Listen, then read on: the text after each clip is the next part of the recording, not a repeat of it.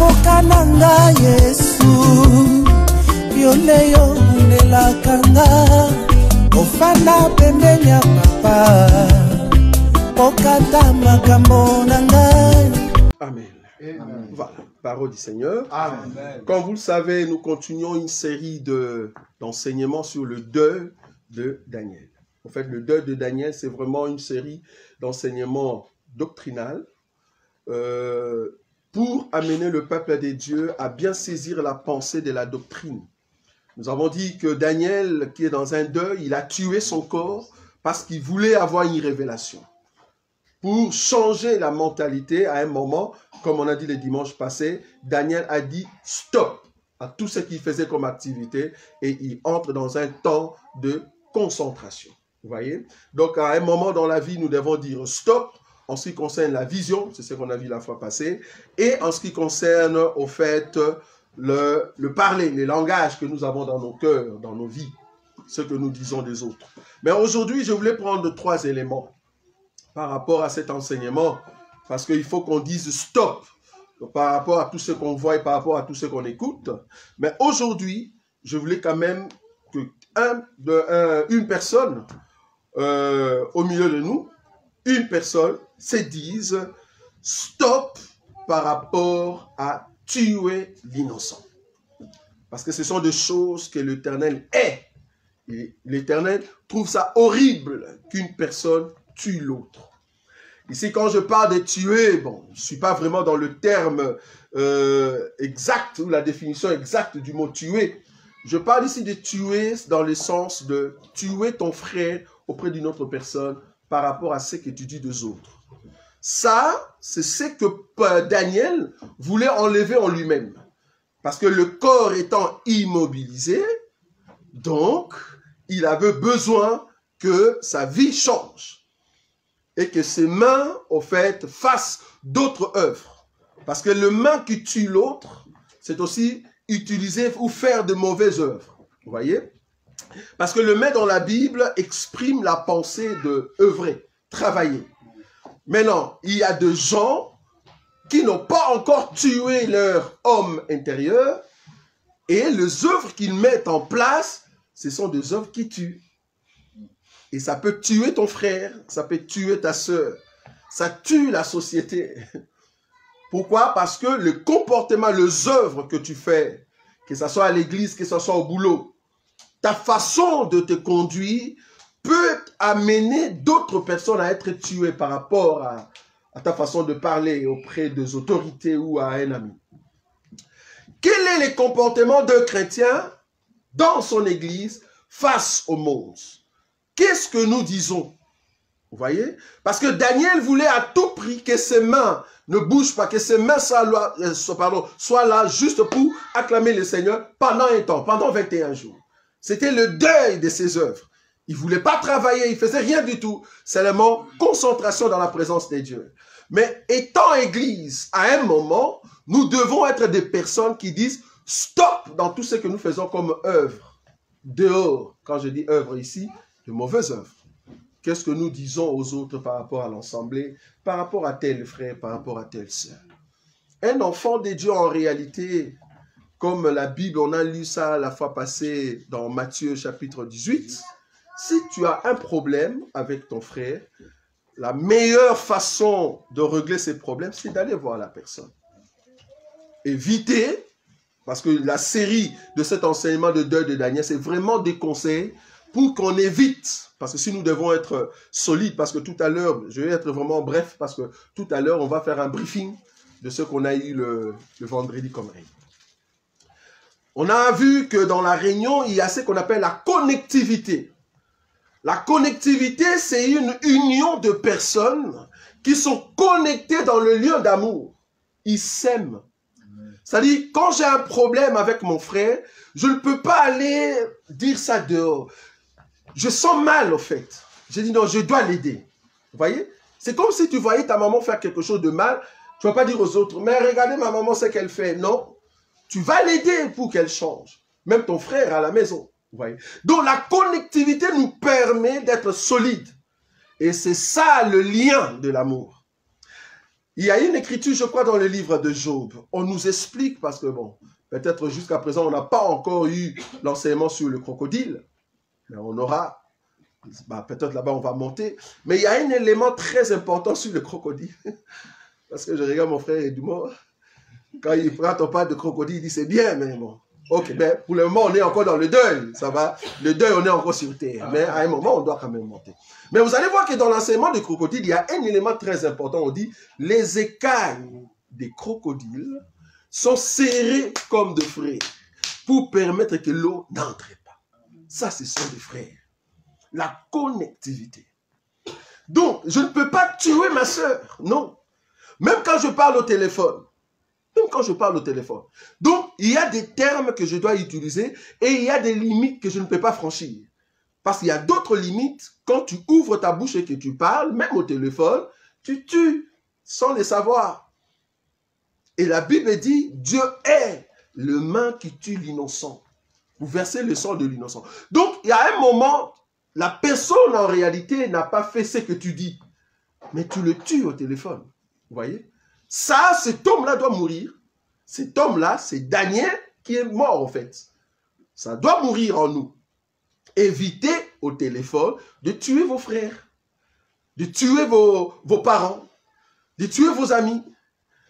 Il y a aussi une écriture qui me dit, la bouche qui parle trop, la bouche qui parle trop ne tarde pas de pécher.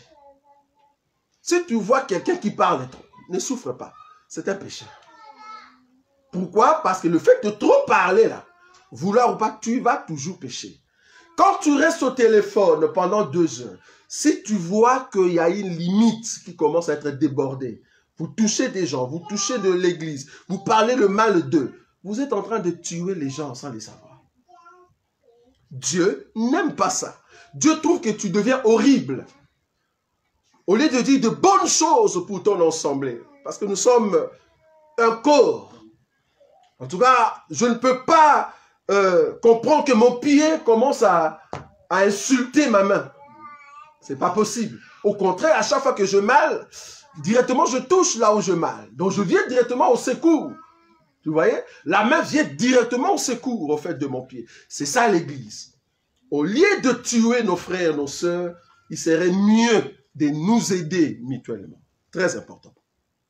Deuxième élément, le faux témoin. Le faux témoin. Le témoignage, c'est quoi? Le témoignage, c'est-à-dire, j'ai vu quelque chose, comment la chose s'est présentée, et on me dit, est-ce que je peux être un témoin? C'est-à-dire, dire exactement ce qui s'est passé.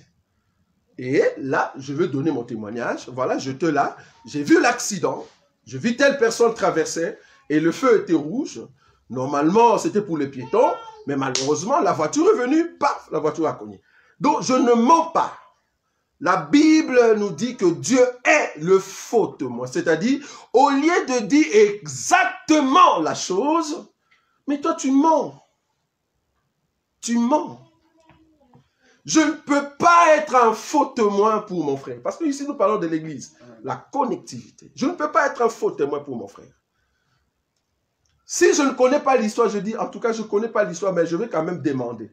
Comme ça, tu as la totalité de l'histoire. Au lieu d'entrer dans une histoire que tu ne connais pas l'issue. Comment ça a commencé, tu ne sais pas. Mais tu entres dans cette histoire et tu donnes ton témoignage. Mais un faux témoignage. Alors que tu n'étais pas là. Ça, Dieu n'aime pas. Si tu ne connais pas l'histoire, tu ne connais pas le problème en soi, appelle. Va voir ton frère et dis, j'ai appris ça. Qu'est-ce qui s'est réellement passé? Du moins là, tu as eu une information, alors tu peux témoigner par rapport à l'information reçue. Mais si tu n'as pas l'information, tu vas donner un faux témoignage. Ça, un enfant de Dieu doit tuer cet homme-là. Parce que la nature humaine, c'est ça. Même si tu n'as pas vu, on a rencontré des gens, je dis toujours cette histoire, c'était encore au centre, en Hollande. Un monsieur qui nous disait qu'il connaissait la famille, comment on appelle, Bombo. Ah, bon. Donc, lui, il se présente étant la famille Bombo. Et nous, on lui posait des questions. Mais il ne savait pas que dans le groupe des gens qui posaient des questions, il y avait véritablement un Bombo. On lui pose la question, est-ce que tu habites tel comme il? Non. Mais tu connais, oui, je connais les Bomboko. Mais quel Bomboko? Parce qu'il y en a plein. Il y a les Eric, il y a tout ça. Mais toi, c'est qui? Ah, moi, c'est tel, je connais tel. Bon, est-ce que tu as habité telle place? Non. Alors que là où on lui dit, tu as habité, obligatoirement, tu dois connaître là-bas. Tu dois connaître cet endroit-là. C'est la même chose qu'on a fait à des dames, excusez-moi pour ceux qui aiment ces dames-là, de gens qui nous demandent de l'argent. Il y a eu un groupe de 3, ils ont mis leur voile sur la tête comme de musulmans. Ils se sont présentés comme des musulmanes et elles demandaient de l'argent. Et il y avait un monsieur qui était là, un musulman, il dit, normalement, dans le Coran, ce qu'eux ils font, c'est interdit. Je veux leur poser la question s'ils sont des musulmans. Et puis le monsieur vient, il dit, vous êtes des musulmans? Oui, oui, oui, oui, oui. Ok. Il dit, est-ce que tu sais prier? Tu sais faire telle prière? C'est comme si on nous demandait, nous chrétiens, est-ce que tu sais dire notre Père qui est aussi? Si toi, un chrétien, tu ne sais pas dire notre Père, c'est là on peut dire que tu es chrétien. On leur a posé cette question-là. Ces dames-là étaient incapables de reciter cette prière. Et en réalité, c'était des Roumaines. Ce n'était pas des musulmans. C'est vrai qu'elles se sont mis comme des musulmans, mais ils ne connaissent rien du tout du Coran. Donc, c'était des Roumaines. Et le monsieur a fait une émission là-dessus. Vous voyez? Donc, à un moment, il faut donner le témoignage de ce que tu as appris. Il ne faut pas créer un faux témoignage. Dieu n'aime pas de faux témoins. Si tu ne connais pas mon histoire, n'allez pas raconter parce que tu ne connais pas. Je peux encore comprendre un monsieur comme Boïka qui disait, mais avant que je puisse te rencontrer, je te croyais orgueilleux, je te croyais méchant, voilà. Ça c'est normal, ça c'est l'impression qu'on donne de loin. Mais quand il s'est approché de moi, il a dit, mais non, c'est une autre personne. Vous voyez? Maintenant, si posons qu'une personne lui pose la question alors qu'il ne s'est pas approché de moi, que dites-vous au fait de M. Roger? Il va donner un faux témoin, un faux témoignage. Vous voyez? Pourquoi? Parce qu'il ne me connaît pas. C'est ça le faux témoin. Dire des choses qui ne sont pas exactes. Et il y a des gens comme ça à l'église qui vont prendre une histoire, qui vont prendre ta vie, qui vont prendre ta situation, ils vont changer. Ils vont changer. C'est pour cela que je dis toujours aux chrétiens, aux bien-aimés, si tu as un problème, parce que dans la vie, on a 3 sortes d'amis. Dans la vie, on a 3 sortes d'amis. On a un ami qu'on appelle un ami concurrent. C'est un ami qui, c'est vrai, c'est un ami, vous parlez ensemble, mais c'est un ami, à chaque fois, tout ce que tu fais, lui aussi veut faire la même chose. Ce sont des amis concurrents. C'est-à-dire, il fait de concurrence avec toi, sans le savoir. Mais il s'est dit ami avec toi. Donc, à chaque fois que tu fais des bonnes choses, lui, il essaie aussi de faire ou soit mieux. Parce qu'en soi, il a le complexe, comme on dit, le complexe de supériorité. Ouais. Mais il s'est dit ami. Il y a des amis qu'on appelle des compagnons. C'est-à-dire quelqu'un qui est avec toi aujourd'hui, mais dans son cœur, il sait très bien qu'il ne va pas continuer avec toi. Ben, il t'aide seulement. Mais réellement, dans son cœur, il ne t'aime pas réellement. Ce n'est pas vraiment un ami. C'est juste un compagnon. À un moment, il va te lâcher sur la route. Vous voyez? Et il y a des amis qu'on appelle amis fidèles. Bon, en réalité, notre ami fidèle, c'est Jésus. C'est lui qui est notre ami fidèle. Mais un ami fidèle dans la chair, c'est toute personne qui a l'enseignement, le même enseignement que toi. Parce qu'il saura te donner l'enseignement par rapport à ce que toi aussi tu as appris. Ça, c'est un ami fidèle. Et qui a la compassion quand tu as des soucis. Qui a la compassion. Toute personne qui s'approche de vous pour parler le mal des autres, souvent, c'est la personne qui a en fait le problème. Une personne qui s'approche tout le temps, il dit, tel est mauvais, tel est mauvais, tel est mauvais. Souvent, c'est elle-même, en fait, qui a un problème. Donc, il faut faire attention. C'est vrai, je peux comprendre pour la première fois. Tu me dis, tel est mauvais. Bon, je vais examiner pour voir si c'est vrai. Mais la deuxième fois, troisième fois, quatrième fois, comme on dit, si tu te sépares de chaque mari, tu étais avec tel, tu étais avec tel, tu étais avec tel, tu étais avec tel, à un moment, il faut t'examiner. L'examen de soi nous aide à comprendre réellement ce que nous sommes. Donc, le faux témoin, Dieu n'aime pas. Si tu veux témoigner de moi, ben, approche-toi de moi, essaye de m'examiner, alors tu donneras un bon témoignage, tu ne vas pas mentir. Sinon, tu vas dire des choses qui ne sont pas justes, et Dieu n'aime pas ça. Il y a le troisième élément, c'est lui qui excite de querelle entre frères. On n'a pas dit entre prochains. C'est ça, nous, peut-être, je m'ai lu, on peut lire ça. C'est quoi l'écriture? Qu'est-ce dit la Bible là? C'est que Dieu est, c'est que Dieu ne n'aime pas. Au verset 19. Oui. Le faux témoin qui dit des mensonges, Oui. et c'est lui qui excite des querelles entre frères. Entre frères. Dieu n'aime pas cela. Exciter de querelles entre frères, c'est quoi? Je viens, je te dis un A concernant monsieur B. Je pars chez le monsieur B, je dis la même chose, mais contre l'autre. Comme ça, je vous mets en conflit. Et moi, je suis là, mais je suis, c'est comme si je suis, même pas intermédiaire, mais je suis bien avec toi, je suis bien avec l'autre, mais en même temps, je vous mets en conflit. Vous voyez, des gens comme ça. Donc, il va exciter des problèmes entre deux personnes, mais elle-même parle bien avec A et B. Mais alors que c'est elle, au fait, ou c'est lui qui a fait ça. Vous voyez? Donc, il vient, il dit à A ça, il dit à B ça, mais dans le but de leur mettre en conflit. Et la personne est là. Il dit, ah, fais attention avec B. Il va chez B. B, fais attention avec A. Cette personne-là, Dieu ne les aime pas. Cette personne-là, même au milieu de nous, cette pensée-là, ça tue. Ça sépare le frère pour rien. Dieu, quand il te voit faire ça, en tout cas, dans d'autres enseignements, on appelle ça kindoki. C'est la sorcellerie.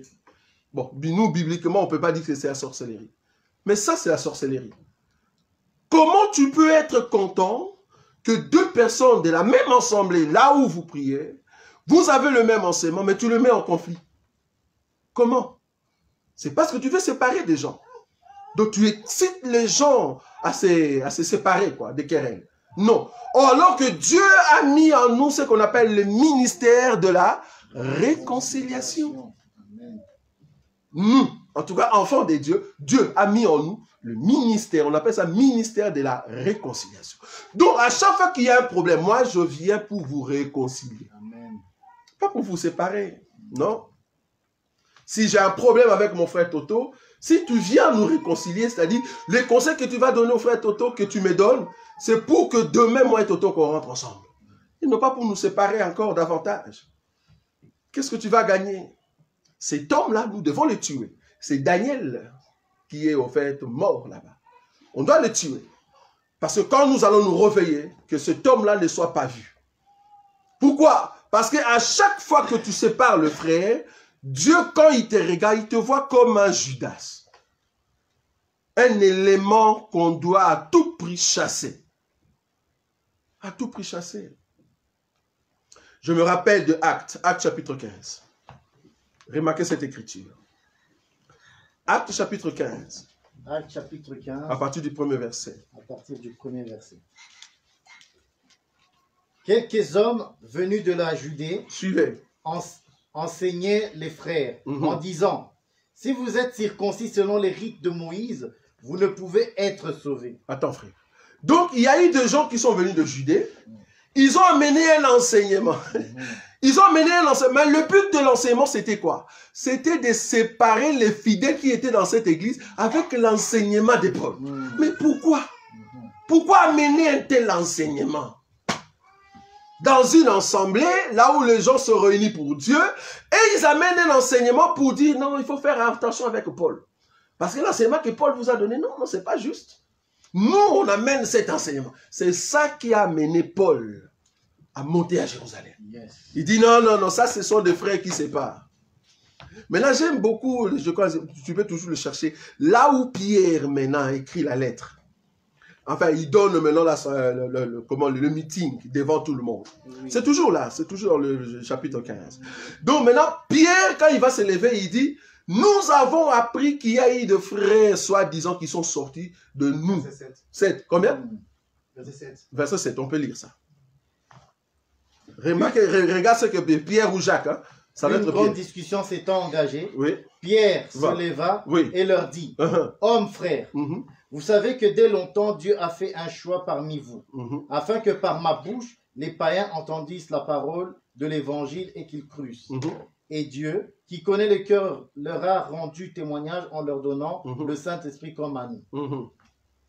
Il n'a fait aucune différence entre nous et eux, ayant purifié leur cœur par la foi. Maintenant donc, pourquoi tentez-vous Dieu En présence sur... C'est pas là-bas. Alors, c'est verset 13. Verset 13, à partir du verset 13. Allez-y. Lorsqu'ils eurent cessé de parler, voilà. Jacques prit la parole et dit aux hommes, dit, hommes, frères, écoutez-moi. Simon a raconté comment Dieu a d'abord jeté les regards sur les nations pour choisir du milieu d'elles un peuple qui porta son nom. Et avec cela s'accordent les paroles des prophètes selon qu'il est écrit. Après cela, je reviendrai et je relèverai de sa chute la tente de David. J'en réparerai les ruines et je la redresserai, afin que le reste des hommes cherche le Seigneur, ainsi que toutes les nations sur lesquelles mon nom est invoqué. Dit le Seigneur qui fait ces choses. Et à qui elles le verset 24, c'est ça. Voilà. 24. Oui. Ayant appris que quelques hommes partis de chez nous et auxquels nous n'avions donné aucun ordre, vous ont troublé par leur discours et ébranlé vos âmes. Vous avez vu ça? C'est-à-dire, il y avait des gens qui sont partis. Quand ils sont arrivés dans l'ensemble, ils disent, nous venons de la part des apôtres. Avec un enseignement solide. L'enseignement, c'est quoi? Voilà, c'est ça. Parce que vous devez vous circoncire pour aller au ciel. Maintenant, l'ensemble, là où Paul était, il dit, cet enseignement-là n'est pas juste. Ça, c'est mettre, au fait, exciter le frère dans des querelles. Mettre le trouble. Ils sont venus, on ne les a pas mandatés. Mais ils sont venus au nom, soi-disant de Jésus, au nom des apôtres. Paul a dit, non, si cet enseignement est juste, nous tous, nous allons monter maintenant à Jérusalem. Arrivé là-bas, Paul a exposé l'enseignement devant tout le monde. Et voilà, maintenant, ces gens-là n'étaient pas mandatés. Même les apôtres ont reconnu que ce n'est pas nous qui avons en fait mandaté ces gens-là. Il y a des gens comme ça. Des gens, quand ils viennent, vous pensez qu'ils viennent réellement de la part de Dieu. Et il te dit, ce que je te dis est vrai. Ce que je te dis est vrai. Je sais, je connais la personne. Donc, la façon que la personne te dit de choses, tu crois. Tu dis, réellement, il a dit ça. Oui, oui, il a dit ça. Moi, je t'ai là. Alors qu'il n'était même pas là. Je te l'ai, j'ai vu, j'ai entendu. Alors que c'est faux. Ces gens n'étaient pas mandatés par les apôtres. Mais ils ont apporté un enseignement soi-disant, c'était un enseignement juste. C'était un enseignement juste. Alors que c'est faux. Et ce sont des choses comme ça que nous devons éviter dans notre ensemble. Nous devons éviter. Je ne peux pas entrer dans une histoire entre deux personnes et amener ce qu'on appelle la séparation. Non, je viens réconcilier. À chaque fois que tu viens pour donner des conseils, viens pour réconcilier. Quand tu amènes la réconciliation, même Dieu dans les cieux, il dit, voilà mon fils. Parce que Dieu, pour réconcilier la terre et lui-même, il a envoyé son fils. C'est lui qui fait le ministère de la réconciliation, c'est le fils. Si tu es un enfant de Dieu, tu dois réconcilier le frère. Tu ne peux pas nous diviser. Tu ne peux pas nous diviser. Quand je dis diviser, je vois ici, une fois, je crois, dans les années 2010, on a vu un groupe de gens, c'était en tout cas à vingtaine, ils sont venus, alors que nous, on était dans un corps ministériel, et le monsieur est venu avec des discours du genre, ah, moi j'aime plutôt telle personne, j'aime pas l'autre. Pourquoi? Parce que. Ben, on s'est dit, ben, si tu n'aimes pas l'autre, il faut nous prouver dans les Écritures qu'est-ce qui te prouve de ne pas aimer. Parce qu'à un moment, on doit affronter des gens. Parce qu'on a eu ces comportements de foi africains, excusez-moi, les comportements africains du genre, je ne veux pas le frustrer. Ça tue. Parce que quand tu ne veux pas frustrer l'autre, ben, lui, la personne continue à faire le mal, ça tue. Vous voyez? Donc à un moment, si la personne te dit quelque chose en face, tu dis, ok, parce que tu parles de mal de Toto devant moi, bon, si tu veux, est-ce que tu veux qu'on puisse l'appeler ou pas? Si la personne dit non, tu comprends que c'est un monsieur ou c'est une dame qui a des problèmes. Parce qu'en réalité, si réellement tu as besoin de régler ce problème et réconcilier, ben qu'on appelle la personne. Comme ça, on va traiter l'histoire à 2 ou à 3. C'est ça la Bible. Mais le groupe ministériel était là. Comme on était soudés, on a dit aux messieurs, si tu as un problème avec tel ministre, va le voir. Il ne faut pas nous voir. Pourquoi tu nous le dis, nous? Ah non, je voulais le dire devant tout le monde. Mais non, on ne dit pas comme ça. Si tu veux crier sur une personne, va voir la personne. J'ai vu ça même en France. On voulait crier sur mon frère Gauthier. Ben, j'ai dit, mais si tu as un problème avec Gauthier, va le voir.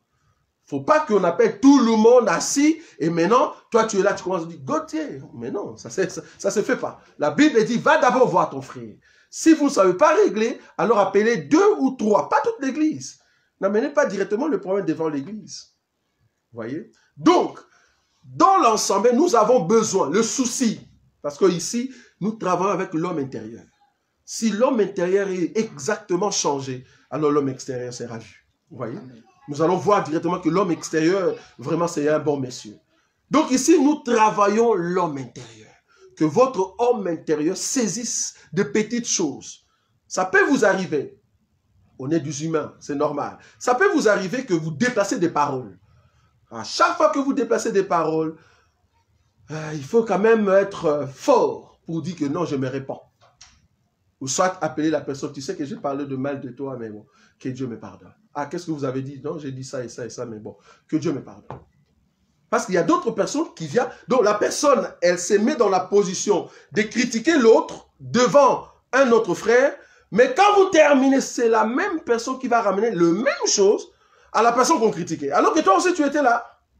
Tu vois, juste pour dire, si la chose est connue, peut-être on va me condamner. Alors qu'est-ce que je dois faire? Je cours vite pour dire que moi, j'étais vraiment pour toi. Hein. J'étais pour toi. En tout cas, tout ce qu'il a dit, je n'ai pas aimé. Mais il fallait le dire là-bas. Ce sont des personnes qui tuent, au fait, le frère. C'est ça qui tue l'église. C'est pour cela que vous allez remarquer dans beaucoup d'assemblées dites européennes, dans ces assemblées-là, tu peux amener tes problèmes.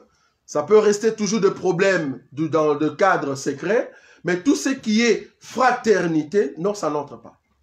Ça n'entre pas. Pourquoi? Parce qu'ils ont leur façon de vivre, même au boulot. Il y a des réunions où on t'appelle, on te dit, comment tu trouves l'assemblée? Tu peux tout dire, mais ne pense pas que ça va toucher ou affecter des frères qui sont dans l'ensemble. Non. Pourquoi? Parce qu'ils vont gérer de la sorte que toi-même, tu vas dire, est-ce qu'ils aiment, ils ont aimé ce que j'ai dit ou pas? Comme ça, prochainement, tu ne viendras plus. Normalement, à un moment, c'est ce que peut-être nous allons commencer à adopter. C'est-à-dire, si tu as un problème, tu nous expliques, c'est bien, mais il ne faut pas expliquer à tout le monde. Parce qu'à un moment, si le problème que tu nous as expliqué, nous, on s'est dit que c'est secret, mais on a entendu 1, 2, 3, 4 personnes, on va t'appeler. Le problème que tu nous avais dit, apparemment, c'était un secret. Mais on l'a déjà entendu à 3, 4 personnes. Qu'est-ce qui s'est passé? Donc, apparemment, tu as dit à tout le monde. Ça, c'est pas bon.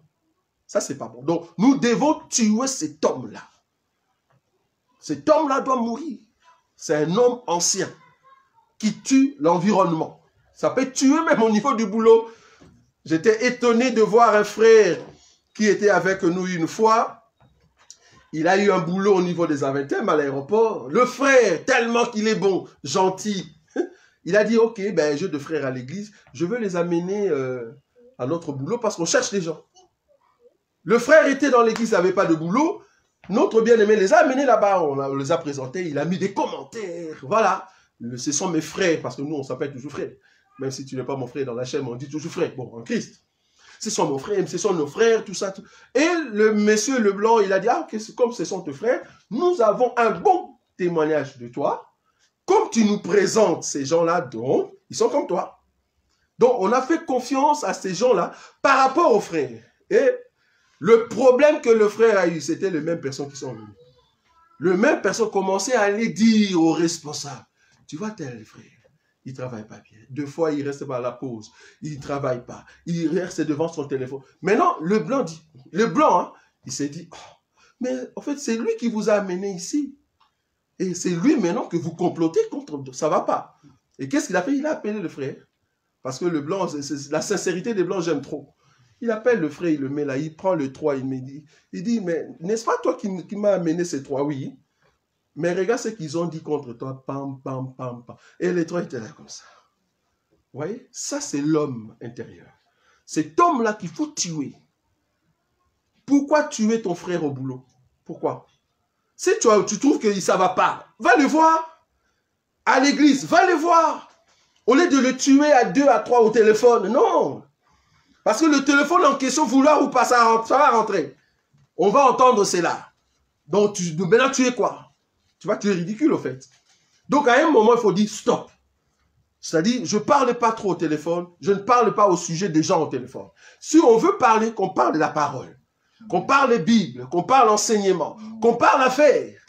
Il y a beaucoup de choses qu'on peut se dire. Hein? Tu peux m'expliquer comment est-ce que je peux gagner de l'argent au Congo, par exemple. Je peux t'expliquer.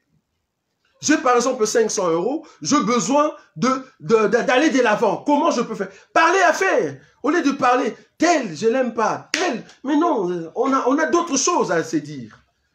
L'homme là, il faut le tuer. C'est ce que Daniel voulait à tout prix changer.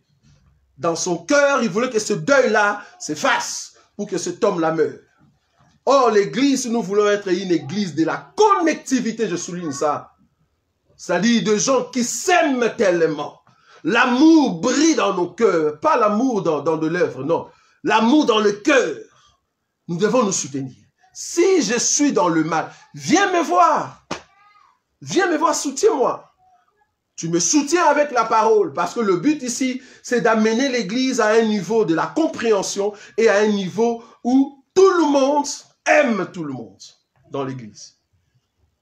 Pas de soupçon, parce que l'amour, en réalité, ne soupçonne pas. Il ne faut jamais soupçonner quelqu'un.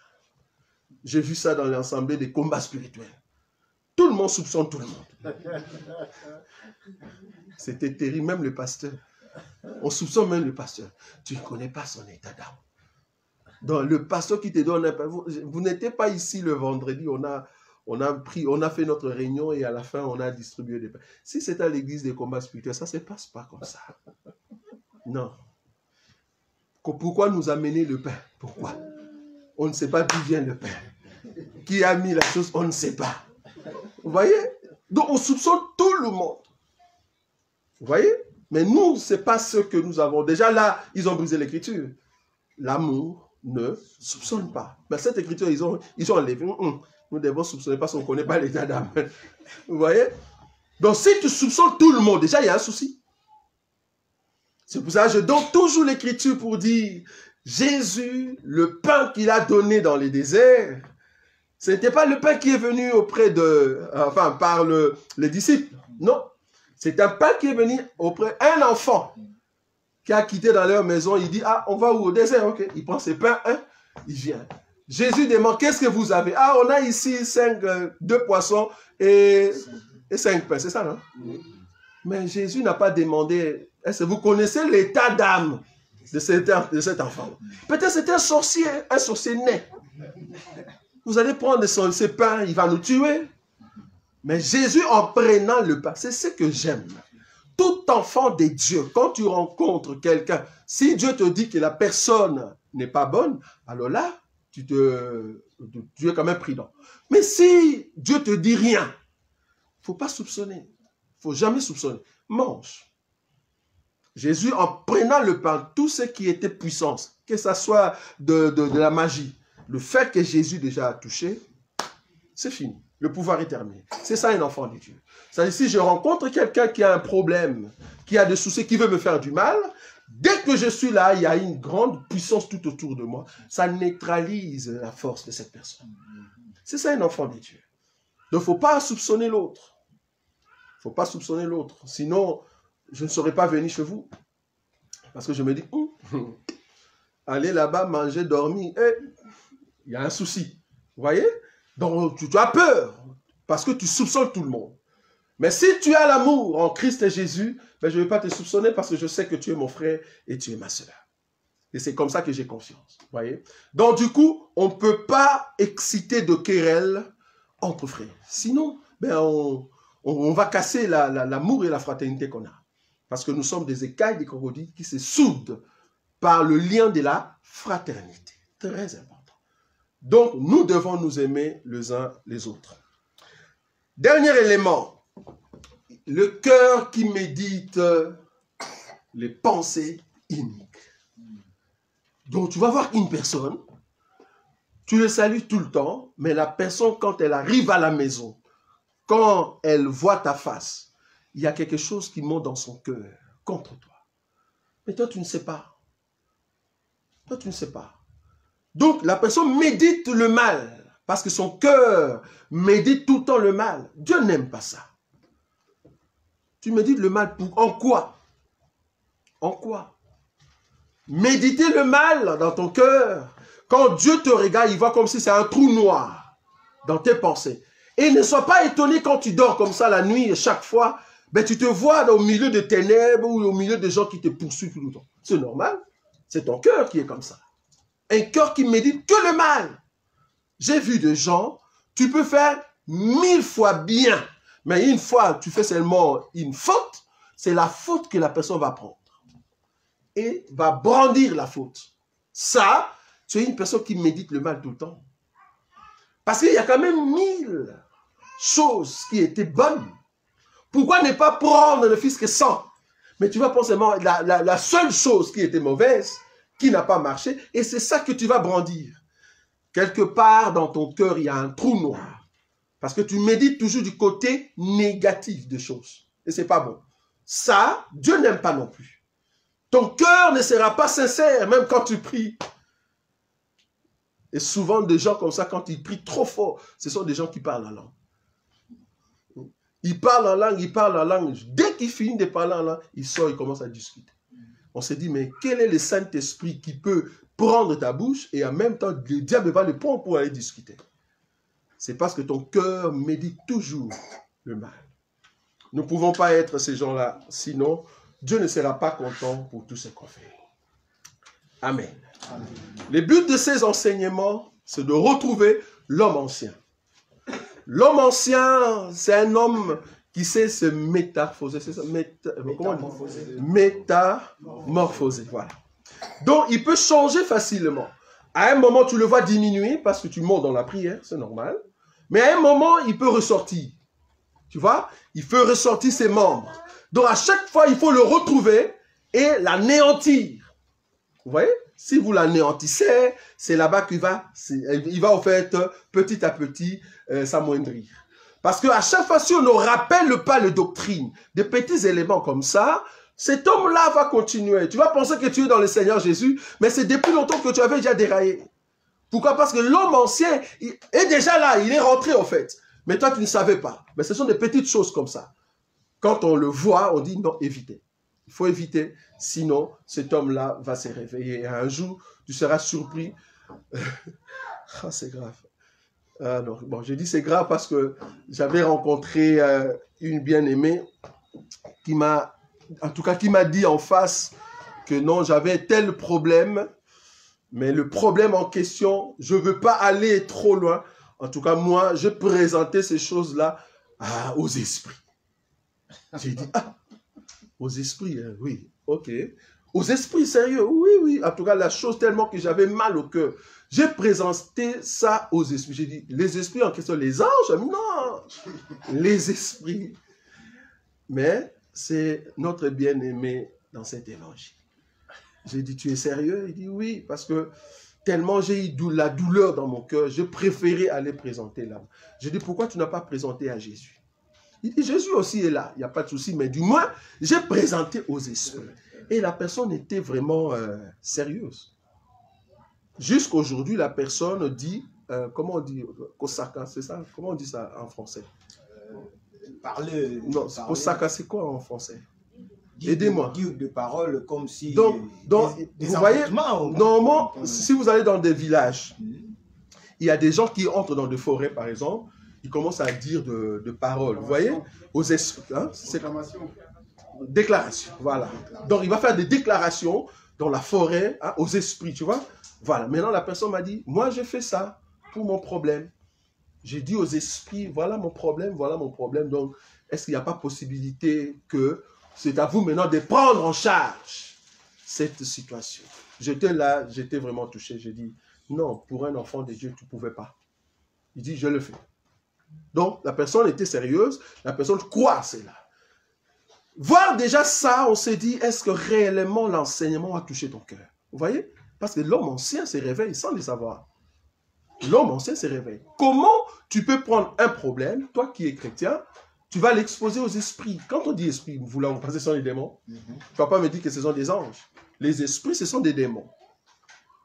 il va présenter ça chez les esprits pour que les esprits trouvent une solution.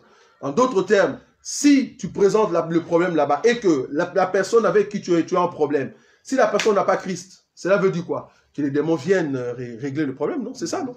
Voilà. Au lieu de dire à Jésus, non, non, tu vas dire aux esprits. Donc du coup, on comprend que l'enseignement, tu ne l'avais pas bien saisi. Ton cœur médite des choses inutiles. Et ça fait trop mal de voir ça.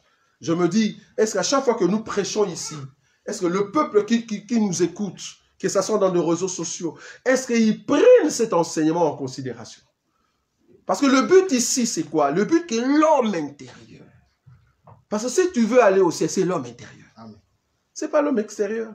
Tu peux beau nous mentir ici, mais l'homme intérieur, si l'homme intérieur n'est pas changé, tu n'iras pas au ciel. Et des choses comme ça, je me dis, non, l'homme intérieur n'a jamais été changé. Donc la personne continue encore dans ces choses. Facilement, si on lui proposait de donner même un montant pour qu'on puisse l'aider avec son problème, mais il va donner un montant. Donc ce sont des sacrifices, vous trouvez? Donc il faut vraiment faire attention dans vos relations, que ce soit à l'église, je n'ai pas dit de soupçonner le frère ou la sœur, mais il faut bien voir avec qui tu côtoies. C'est très important.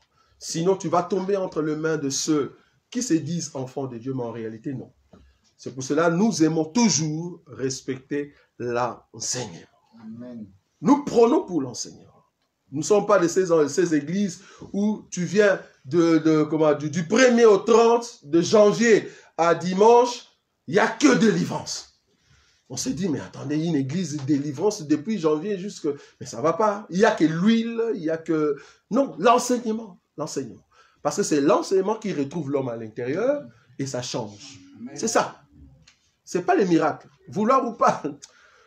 Le monsieur qu'on a coupé l'oreille, il s'appelle comment? Je vais terminer là-bas. Malchus. Malchus, on l'a coupé l'oreille par Pierre. L'oreille, bon, il y a quelqu'un qui m'a dit, est-ce que c'est tombé? J'ai dit, ah, vous, les choses, si vous cherchez dans la Bible, est-ce que l'oreille était vraiment tombée? J'ai dit, mais on l'a coupé quand même. On croit qu'on a coupé et que Jésus a remis. Oui ou non? Ok. Jésus a remis l'oreille. C'est-à-dire, c'est un miracle, non? Parce qu'on coupe l'oreille et Jésus a remis. C'est ça, non? Mais les mêmes messieurs qui a vu le miracle, ah, il a pris Jésus, il l'a amené. Il l'a amené. Ce n'est pas parce que tu as fait un miracle que les démons qui étaient en moi, je t'amène. Vous voyez? Les policiers qui a dit, certainement celui-ci c'était vraiment un fils de Dieu. Mais c'est lui aussi qui a tué le Seigneur. Et c'est lui qui l'a amené, qui l'a fait descendre aussi. Vous voyez? Après la mort du Seigneur. Mais on n'a pas vu une écriture où les messieurs s'est dit, je veux suivre Jésus parce que j'ai entendu qu'il est ressuscité. Non. Il est resté toujours comme ça. Donc, à un moment, le miracle, c'est bien. Mais ce qui est très important dans ta vie, il faut que l'homme intérieur change par les billets de l'enseignement. Sinon, tu n'iras pas au ciel. Amen. Tendre Père, nous te disons un grand merci. Un grand merci parce que tu veux retrouver le cœur qui était autrefois amoindri par des comportements indignes. Mais cependant, tu nous aides à retrouver cet homme qui est l'homme éternel que tu avais créé, que tu avais déjà mis en nous. Nous voulons retrouver la sensation qui vient de ta part. Nous voulons retrouver la parole. Parce que nous étions parole autrefois, tu nous as envoyé comme la sémence sur la terre. Et maintenant que nous poussons, Seigneur, nous voulons que nous puissions avoir de fruits dignes de la repentance, dignes de la parole. Il n'y a que toi qui peux changer l'intérieur de l'homme, parce que tu nous connais plus que nous-mêmes. Nous voulons enlever tout ce qui était faille, enlever tout ce qui était péché, enlever tout ce qui était médiocrité, enlever tout ce qui était de malédiction en nous. Nous voulons être des hommes et des femmes qui gardent l'enseignement et qui proclament aux hommes que nous sommes changés intérieurement et nous voyons Dieu face à face par sa parole. Être bon à tout moment, parce que tu es Dieu. Gloire et louange te soient rendues, toi le maître des temps et des circonstances, en ton nom Jésus-Christ que nous avons ainsi prié. Amen. Amen.